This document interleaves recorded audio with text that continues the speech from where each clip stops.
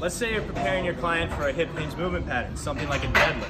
Well, to prepare for that movement pattern, you want to do dynamic warm-ups that involve that movement pattern. You're going to want to do something like a body weight hip hinge RDL.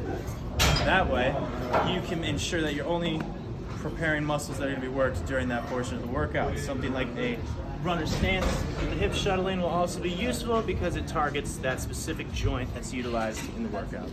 Let's say you're preparing your clients for a push exercise, like a push-up. Well, you're going to want to utilize some dynamic stretches that are going to target, first of all, the prime movers in that exercise, your chest, with something like the Michael Phelps arm swing.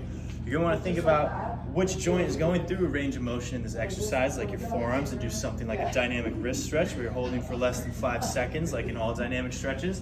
You can even think about the shoulder stability that's going to be necessary in a lot of pushing exercises, and get your shoulders dynamically warmed up with something like the wall opener stretch. Let's say you want to prepare your clients for a single leg exercise, something like a single leg RDL. Well, to best do that, you would utilize some single leg dynamic warm-ups, something like a single leg figure 4. Will activate that glute muscle, get it dynamically warmed up. You can also do things like single leg swings to get the hamstrings ready to go, all while getting that single leg movement pattern warmed up and achieved, and getting your client used to doing it ahead of the workout. Let's say you're doing an exercise that utilizes the pulling movement pattern. Well, something like a TRX row is going to utilize a lot of GH joint range of motion, so you're going to want to do dynamic warm-ups that also have a lot of GH joint range of motion, something like arm circles, or something like pendulum arm swings. These will both be great because they get that full range of motion in the GH joint that's necessary for pulling movements ready to go.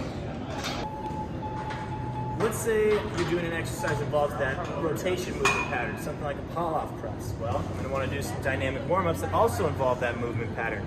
We are going to want to do something like the Spider-Man reach, where I'm down here, I reach and rotate my torso, or something like thoracic rotations, where again, I'm opening and improving my range of motion by rotating at the torso.